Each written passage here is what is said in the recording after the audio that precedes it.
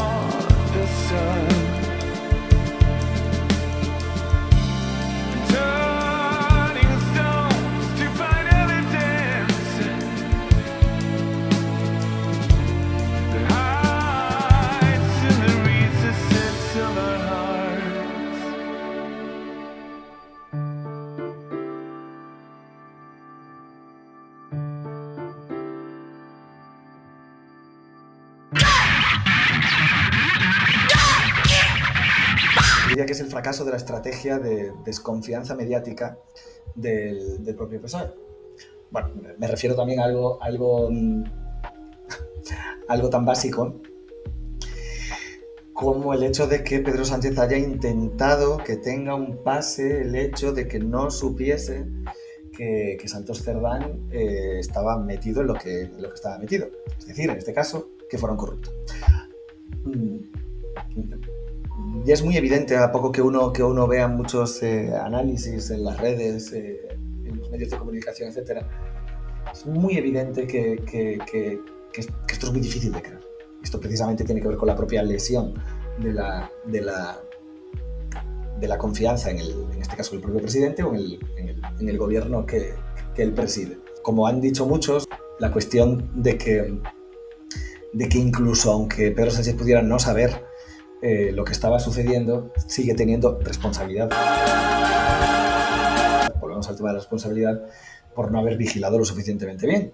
Es decir, Pedro Sánchez parece que, o Pedro Sánchez o el propio PSOE o el gobierno del PSOE intenta hacernos creer, el propio presidente sí lo hizo, que no sabía nada. Y claro, aquí vemos las dificultades ante las cuales, dificultades estratégicas, lingüísticas, de estrategia comunicativa y de persuasión, ante las cuales se encuentra el gobierno cuando está en una pinza, digamos, tan dura como para tener que asumir que el presidente o es corrupto o es idiota, o es corrupto o es un irresponsable, porque ya no hay mucha manera de salir de ahí. Salvo que esta percepción consiga modificarse en el futuro, no sé muy bien cómo, pero es una tenaza muy fuerte que tiene que ver con la propia, digamos, que tiene que ver con la propia corrupción, es decir, con entender que el mal se ha depositado ya sobre alguien. Quien iba a negociar los pactos políticos resulta que era alguien que se vendía. resulta que era alguien que estaba ya corrompido, presuntamente. El gran muñidor de los acuerdos de Pedro. Pero al hacerlo, riega de aguas fecales las negociaciones que mantuvieron en el trono a San Pedro. Y para quien opera con esas coordenadas, no hay mucha diferencia entre apañar obra pública en Navarra y vender la nación en Suiza. Las mordidas al presupuesto y las dentelladas a la soberanía sirven al mismo propósito y responden a un patrón, el de una política prostituida que degrada el servicio en provecho. Una política que concibe el Estado como botín y la nación como moneda de cambio. Porque ahora ya la misma presencia de Santos Sardán, ahí están las fotos, la misma presencia o la sola presencia de Santos Sardán contamina todo aquello que tocó, incluidos los pactos o las negociaciones para los pactos que hicieron posibles las investiduras. Digamos, que tiene que ver con la propia corrupción, es decir, con entender que el mal se ha depositado ya sobre alguien, en este caso quien roba, y en este caso no solo las 2 o 3 personas supuestamente que roban, sino que si ya tenemos en cuenta todas las cuestiones relativas a la colocación en un puesto del hermano de Pedro Sánchez, a todas las cuestiones que se han ido mencionando desde hace más de un año con respecto a Begoña Gómez y la universidad y la cátedra y en Europa y en fin, hay una cantidad tan enorme de informaciones, de sospechas, etcétera, que ya es muy, muy, muy, muy alta. El problema no es que sea muy alta, volviendo a lo que decía al principio, el problema del fracaso de esta estrategia de desconfianza mediática es que ahora mismo el PSOE también ha tenido que recular mucho con respecto al relato en el que decía que todo eran pues, bulos, fango de la ultraderecha, etc. Aún así, claro, es sencillo ver cómo puede haber una dimensión legítima en todas estas cuestiones, ya no solo de la desconfianza mediática, sino también de la desconfianza judicial. Con legítima me refiero a que si volvemos al análisis moral que mencionaba en el principio, si volvemos a la parte grupal que mencionaba en cuanto a las notas de las cuestiones morales, ahí entonces podemos ver cómo en la realidad mediática y en la realidad jurídica, como en muchos otros ámbitos de la realidad social, es imposible que exista neutralidad.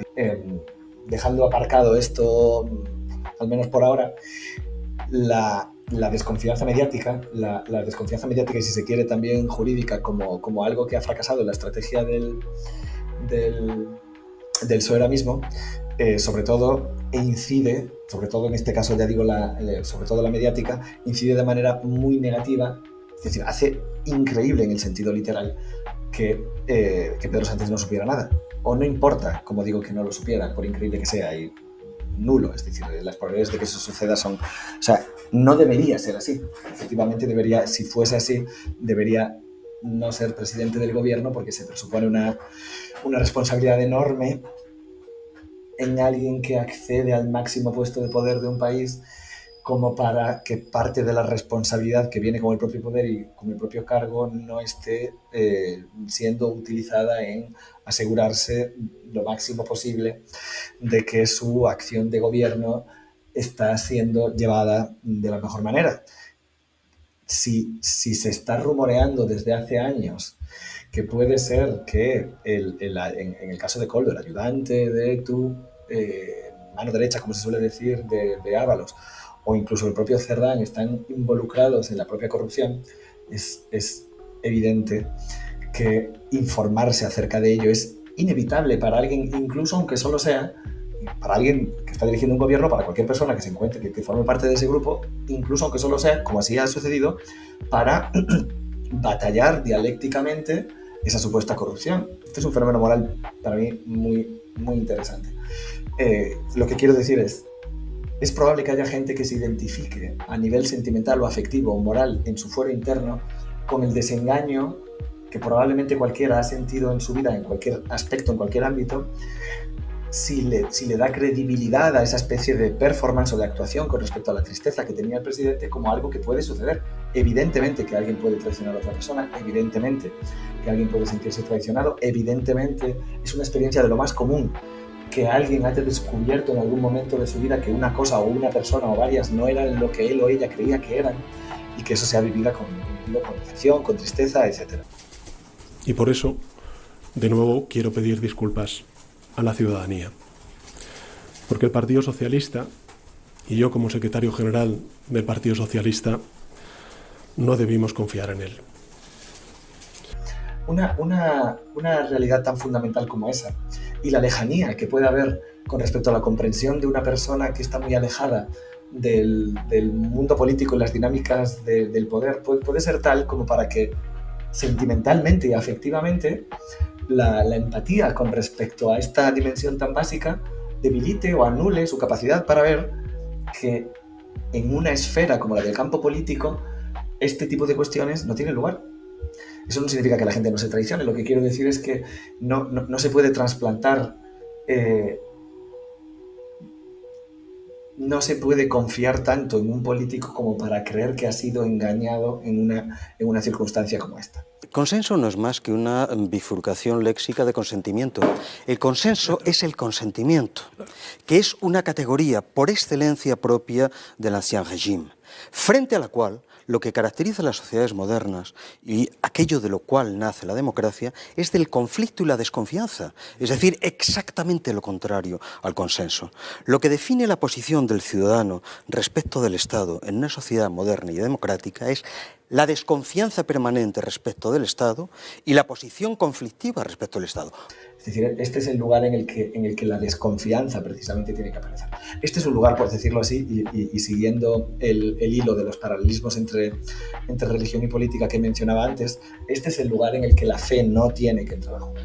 Y este es un lugar en el que creo que la propia análisis, digamos, bajo el prisma, bajo las continuidades de la religión, entre la religión y la política, ayudan a entender de qué manera un ciudadano puede tener un grado de fe en su representante político que anule o debilite mucho su capacidad para ser crítico, de la misma manera que un feligrés confía en el sacerdote o tiene fe en Dios. Esta es parte de la dimensión que también quería introducir a la luz a la luz de la cuestión del fracaso de la estrategia de desconfianza mediática. No, hay muchas personas que ya se han caído del caballo con esto. Muchas ya lo dudaban en otros momentos, ahora claramente, y esto es algo que habla en favor de no sé si de la justicia en general, pero sí que habla en favor de los mecanismos de contrapoder que pueda haber dentro de un Estado. En este caso, en fin, podríamos hablar a nivel genérico de la burocracia, me estoy refiriendo a la UCO, es decir, que haya partes no políticas dentro del Estado que se aseguren de que no haya excesos por parte de los gobernantes, de los políticos, cuando estos están al mando del Estado. En este caso, la verdad policial ha entrado, la verdad de la Guardia Civil, la verdad de la investigación a nivel legal, policial, jurídico, ha entrado, digamos, por la puerta grande.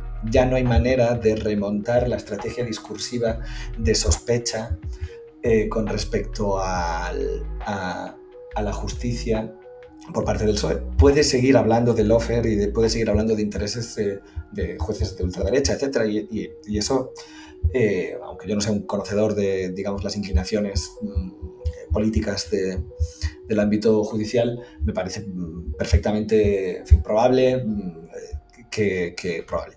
Hay inclinaciones ideológicas, hay inclinaciones morales inevitablemente, cada uno de los jueces, y se decantarán políticamente como sea que se decanten. Ahora,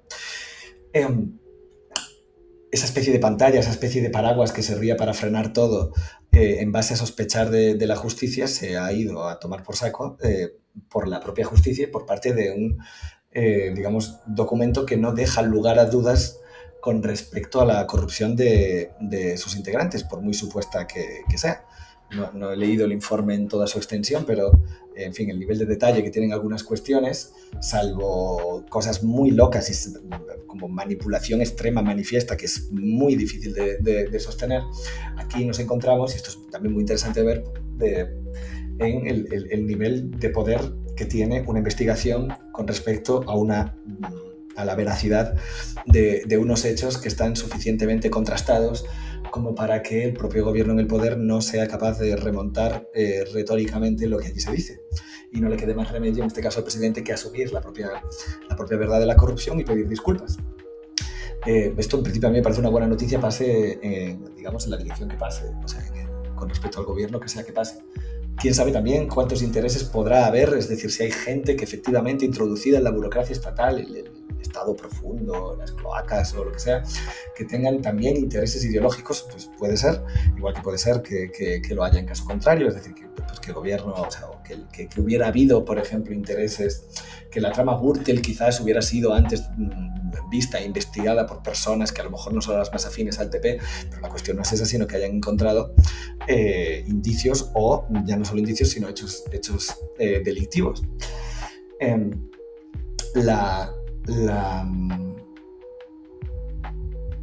La confianza o la fe de la población con respecto a un político no puede llegar tan lejos como para tragarse que Pedro Sánchez no sabía nada de lo que allí pasaba ahí.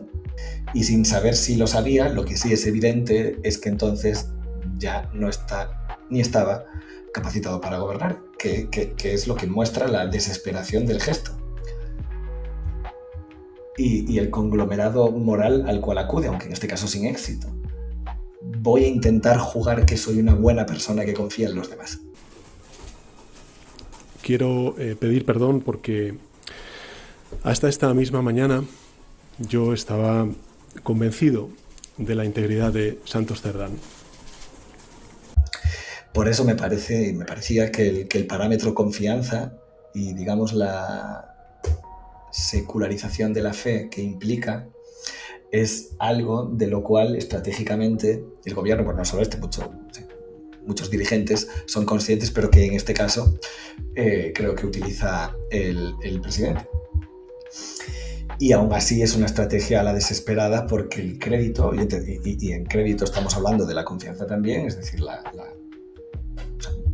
confianza, el crédito, la credibilidad, quería decir, está dañada irreversiblemente igualmente, porque ya no hay espacio para creer en esta, ya no hay espacio para creer que esta persona debe manejar un país.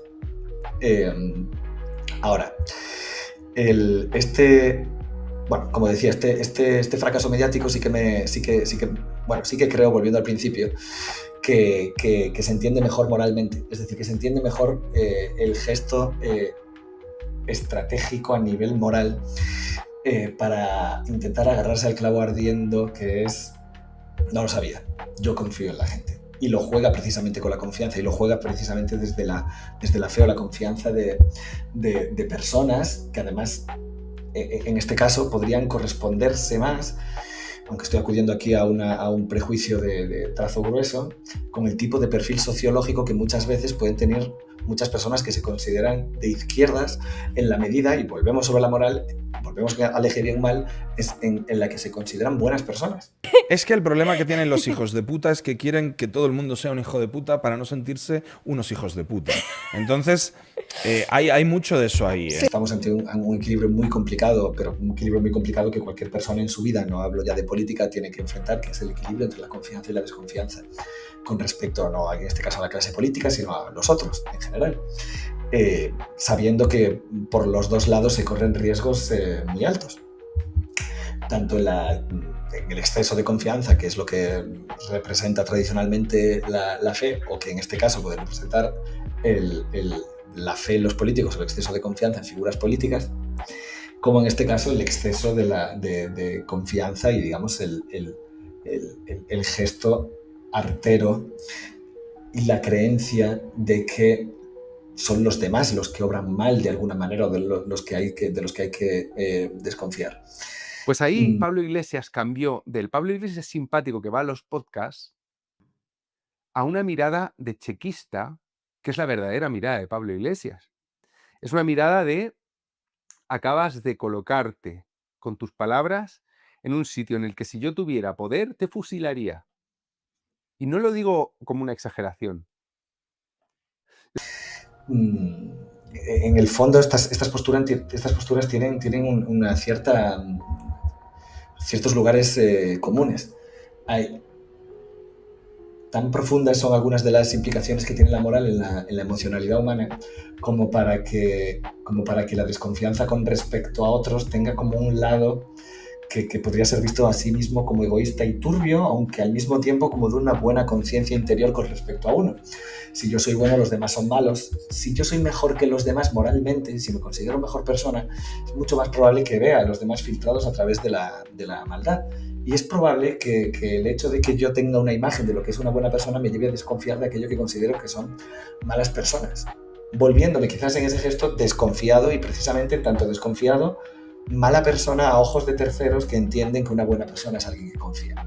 Pero yo tengo, y estoy muy solo en esto, pero tengo más confianza en el ser humano de lo que y yo creo que la gente, con el paso del tiempo, a estos vendehumos de las redes que te dan, bueno, pues te mastican y te dan herramientas tan sencillas y tan viscerales como esas, yo creo que el paso del tiempo les acaba dejando en el olvido, y que el tiempo pone a cada uno en su lugar. Y si no pensara esto, realmente estaría muy angustiado, y no quiero estarlo. Entonces prefiero vivir engañado que de otra forma. El equilibrio aquí entre confianza y desconfianza, como digo, es muy difícil. El gesto que creo que está jugando Pedro Sánchez con respecto a buena parte, al menos, de los militantes o de las personas afines de izquierda, militantes socialistas o gente afín de izquierda, es precisamente jugar a través de la empatía, de un intento de empatía por parte de otras personas hacia él, con respecto al hecho de que no lo sabía. Entonces, Pedro Sánchez en este caso no es un corrupto, no es malo, es idiota. Y es demasiado confiado, pero es bueno. Aunque, como digo, estos conceptos son muy, muy, muy romos, bueno-malo, y precisamente porque lo son, requieren de mucho más análisis, pero precisamente porque son romos hay que atender a ellos, porque no solo son romos, sino que son fuertes. Es decir, la moral despierta sensaciones muy intensas. Toda la gama de emociones que alguien tiene con respecto al bien y el mal articula de manera muy, muy fuerte la visión de un ser humano sobre el mundo. Y en este caso también sucede, como decía antes, con la política.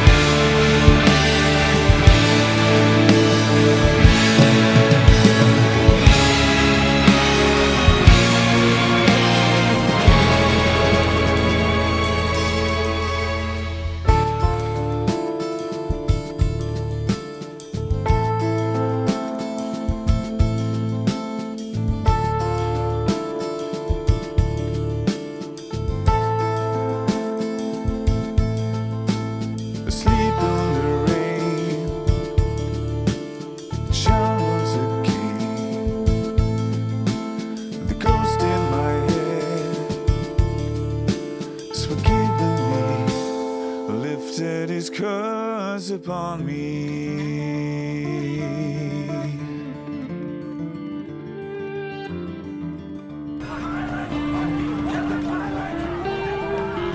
Evidentemente que alguien puede traicionar a otra persona, evidentemente que alguien puede sentirse traicionado, evidentemente es una experiencia de lo más común. que alguien haya descubierto en algún momento de su vida que una cosa o una persona o varias no eran lo que él o ella creía que eran, y que eso sea vivido con decepción, con tristeza, etc. Todo el mundo pensaba que en Irak había armas de destrucción masiva y no había armas de destrucción masiva. Eso lo sabe todo el mundo y yo también lo sé. Ahora. Yo lo sé ahora. Tengo el problema de no haber sido tan listo, de haberlo sabido antes. Pero es que cuando yo no lo sabía...